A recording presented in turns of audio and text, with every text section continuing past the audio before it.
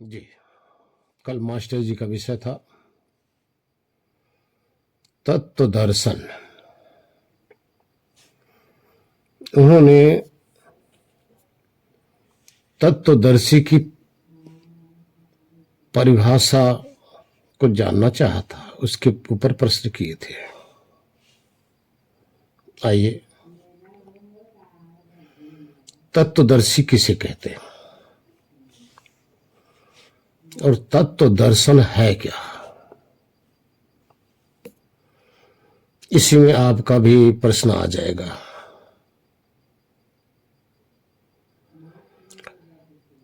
देखिए, आप हम सब जितना भी है एक सामाजिक प्राणी है।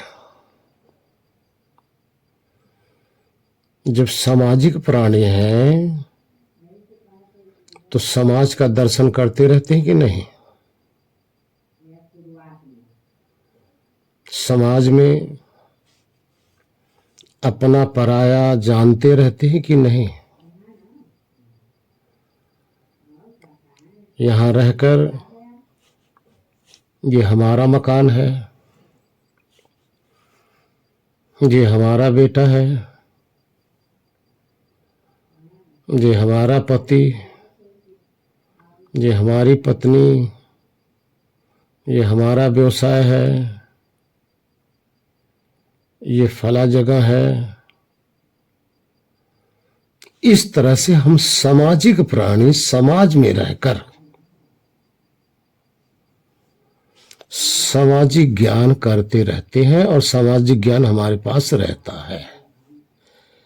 तो ये सामाजिक दर्शन है,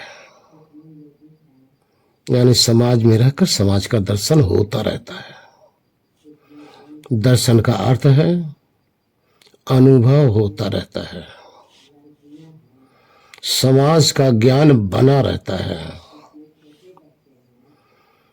इस समाज के ज्ञान से हम विरक्त नहीं हो पाते। उठते हैं, सारा दिन जहां भी जाना है, जहां अपना पराया समझा है वहीं चलते रहते हैं। ये हम सामाजिक दर्शन हमेशा करते रहते हैं। अब इस सामाजिक दर्शन में और तत्व दर्शन में क्या भेद है? सामाजिक दर्शन में अपना पराया है, मोह लोभ है, ईर्ष्या द्वेष है, लेकिन तत्व दर्शन के अंदर अब इसमें सामाजिक दर्शन और तत्व दर्शन में क्या अंतर रह गया? तत्व दर्शन में आप सभी तत्व का अनुभव करते रहते हैं। किसी भी देह को आप देख रहे हैं, सामाजिक दर्शन में देह को देखते हो और देह से प्यार करते हो, देह से मोह करते हो। तत्व दर्शन के अंदर समस्त देहों के अंदर जो चेतन है, तत्वदर्शी समस्त चेतन को देखता रहता है। ये तत्वदर्शी की परिभाषा है। तत्वदर्शी आपसे वार्तालाप करेगा तो आपकी देह से नहीं कर रहा है,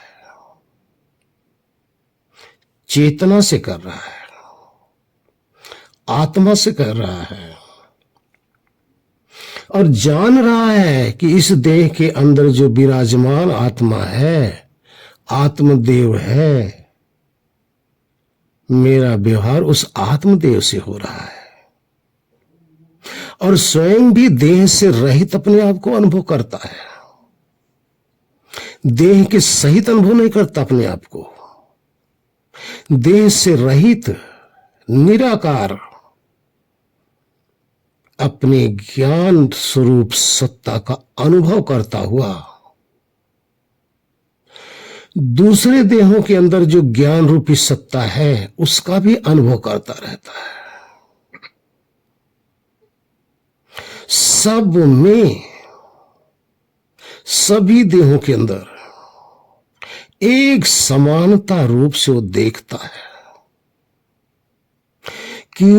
कीड़े के अंदर भी चेतन को देखता है, कुत्ते के अंदर भी आत्मा को देखता है, गाय भैंस सूअर बकरा जितने भी है सब में वो आत्मा को देखता है। लेकिन सामाजिक दर्शन में सब जगह आत्मा और शरीर के मिश्रित स्वरूप को दिखाई देते हैं, वो देखते हैं। लेकिन ज्ञानी सिर्फ आत्मा को अनुभव कर रहा है, अपना भी अनुभव कर रहा है कि मैं तो चेतन हूं। अब सब में चेतन को अनुभव कर रहा है। उसकी दृष्टि में सब जो ज्ञान स्वरूप शक्ति है उससे वार्तालाप करता हुआ वो मस्त रहता है। क्योंकि देह से वार्तालाप होते ही राग द्वेष शुरू हो जाता है। आत्मा से आत्मा का वार्तालाप होते ज्ञान होता है, ज्ञान में मस्त होता है। समस्त संसार को देखता हुआ, समस्त प्राणियों को देखता हुआ, समस्त वस्तु को देखता हुआ, एक एक कण के अंदर, एक एक अणु के अंदर ईश्वर की गति को देखता रहता है। सब जगह अनुभव करता है कि एक एक कण के अंदर, फूल के अंदर, फल के अंदर, वृक्ष के अंदर, पत्ते के अंदर, मनुष्य के अंदर, पशु पक्षी के अंदर, समस्त देहों को देखता हुआ वो देह नहीं देखता। देह में जो कला है, देह के अंदर इतनी विशाल विकराल ज्ञान भरा पड़ा है, उस ज्ञान स्वरूप जो ईश्वर है उसको देखता है। यह तत्वदर्शी है, ये तत्व दर्शन है। और संसारी पदार्थों को देखता है, उसमें भोग देखता है। और ज्ञानी तत्वदर्शी भोग नहीं देखता, सब में ईश्वर को देखता है और सभी देहों में चेतन को देखता है। आकाश की तरफ देखता है तब वहां भी ईश्वर की कृति को ही देखता है। सूरज में देखता है वहां भी ईश्वरी शक्ति का अनुभव करता है। जिधर भी देखता है उसकी दृष्टि सिर्फ ईश्वरमय रहती है। सब जगह ईश्वर का साक्षात अनुभव करता हुआ ईश्वर में मस्त रहता है। सभी में छुपे हुए ईश्वर का दर्शन करता रहता है। ये तत्वदर्शी है। तत्वदर्शी इस तरह से ईश्वर का दर्शन करता रहता है। तत्वदर्शी इस तरह से सबको देखते हुए समस्त आत्माओं का दर्शन करता रहता है। ये तत्वदर्शी का भाव होता है और इसी को ज्ञानी कहते हैं। तत्वदर्शी किसी को जन्मते जब देखता है तो वहां जन्म नहीं देखता, वहां ये देखता है कि एक आत्मा फिर कैद में आ गई, इस देह के कैद के अंदर आ गई, इस संसार रूपी जेल के अंदर अपने कर्मों को भोगने आ गई। तत्वदर्शी ये देखता है कि जब एक शरीर की मृत्यु होती है तो उसकी दृष्टि में ये होता है कि अपनी सजा को भोग कर अब यहां से गया। तत्वदर्शी की दृष्टि में ना कोई जन्म है और ना कोई मृत्यु है। समाज की दृष्टि में जन्म भी है और मृत्यु भी है। तत्वदर्शी की दृष्टि में संसार में कोई भोग है ही नहीं, भोग पदार्थ है ही नहीं। तत्वदर्शी की दृष्टि में समस्त संसार के समस्त पदार्थ इस शरीर के लिए है।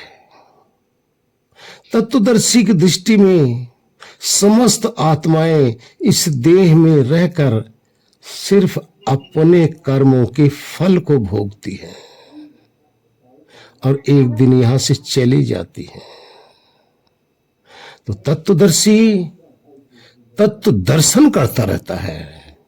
तत्व दर्शन क्या हुआ, क्या है? आत्मज्ञान भी तत्व दर्शन में आता है। ईश्वर भी तत्व दर्शन में आते हैं। प्रकृति भी तत्व दर्शन में आती है। इस तरह से तत्वदर्शी तत्व का दर्शन करता रहता है और राग द्वेष से बचा रहता है। ईश्वर का साक्षात अनुभव करता हुआ ईश्वर में मस्त रहता है, मग्न रहता है। उसको ना किसी से लेना है, ना किसी को कुछ देना है। उसको तो बस अपने प्रारब्ध को काटना है किसी तरह से। वो तो अपने आप को इस धरती पर मुक्त अर्थात सबसे छूटा हुआ अनुभव करता हुआ, ना उसके लिए कुछ पाना है, ना कुछ खोना है, ना कुछ करना है, कुछ है ही नहीं उसके लिए। लेकिन जब तक जीता है वो सदा ईश्वर को झांकता रहता है। अपने प्रभु के साथ एक रस प्रभुमय हो रहता है और समस्त देहधारियों को देखता हुआ सबको अनुभव करता है कि बेचारे कैसे फंसे हुए हैं।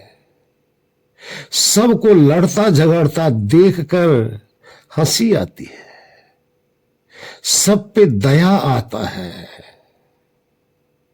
सबको ये देखता है कि इस पेट के धंधे के लिए सुबह से शाम तक, शाम से सुबह तक, जन्म से लेकर मृत्यु तक इस पेट को पालने के लिए सारी दुनिया भागम भाग कर रही है। उसको यही नहीं पता कि मैं हूं क्या। ऐसे नासमझ को देखता हुआ, ऐसे अज्ञानियों को देखता हुआ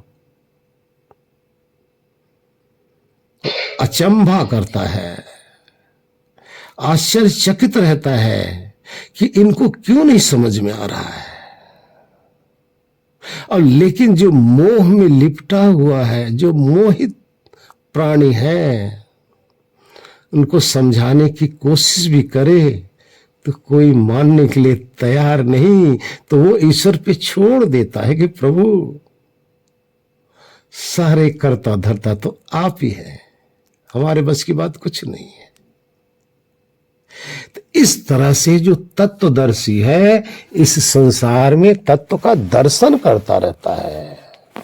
जो तत्व का दर्शन करता रहता है, तत्व का दर्शन का अर्थ ईश्वर का भी अनुभव करता रहता है। समस्त देह में जितने भी भोक्ता जीवात्माएं हैं सबका अनुभव करता रहता है और समस्त प्राकृतिक पदार्थों का भी यथावत ज्ञाता होता है। जो तीनों तत्व का एक साथ ज्ञाता हो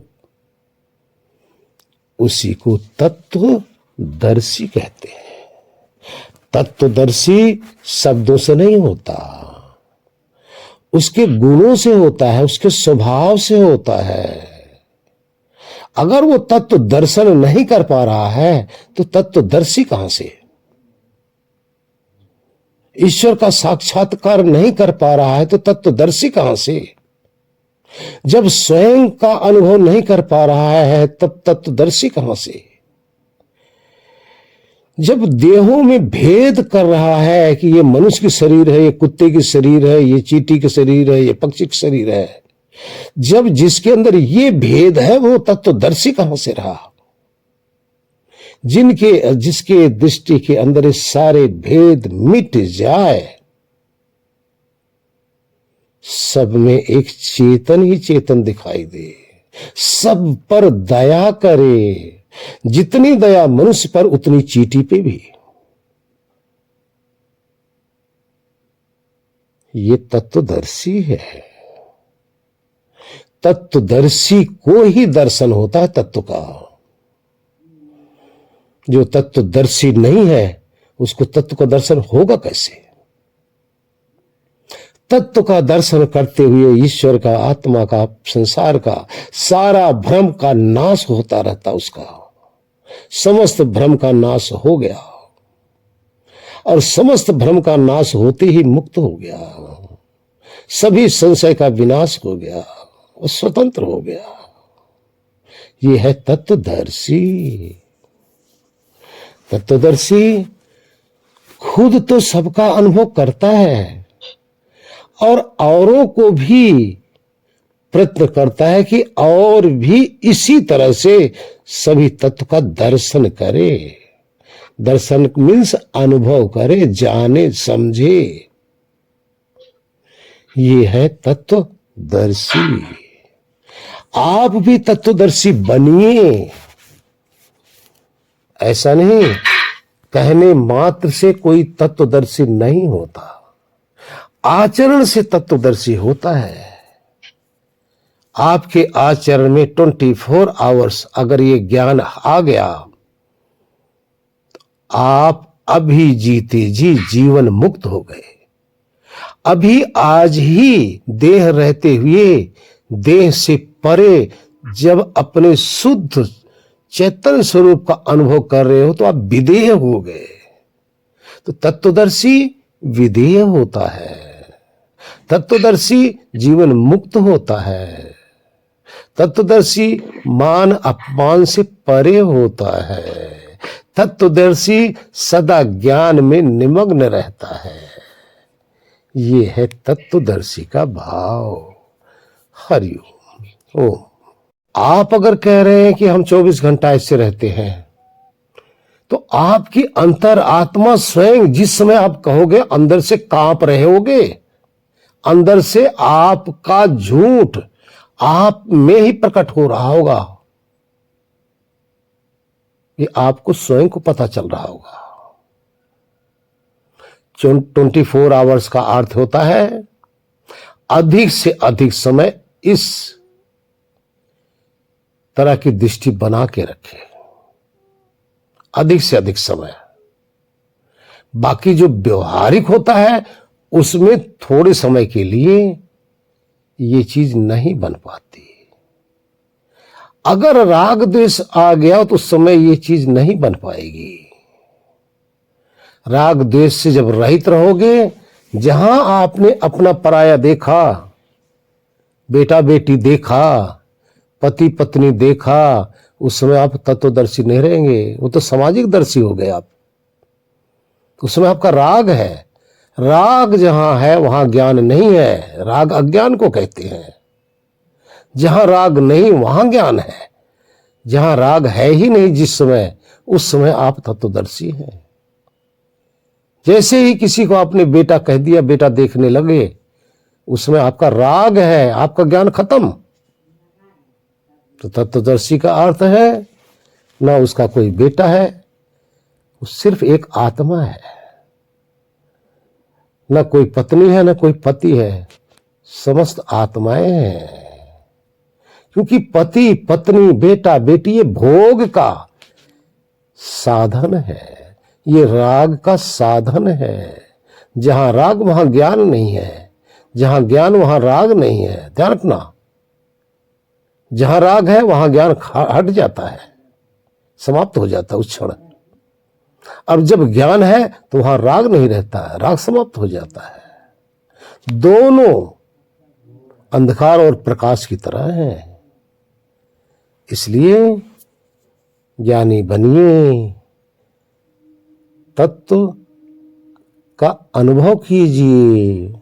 अनुभव करोगे तो तत्वदर्शी कहलाओगे, सभी कहला सकते हो। आपके कर्मों के आधार पर आधारित है, आपके ज्ञान के ऊपर ये निर्भर करता है। चाहो तो आज आप बन सकते हो, लेकिन आपका राग द्वेष जब बनने दे तब ना, आपकी कामना जब आपको शांत होने दे तब ना, कामनाओं के वशीभूत होकर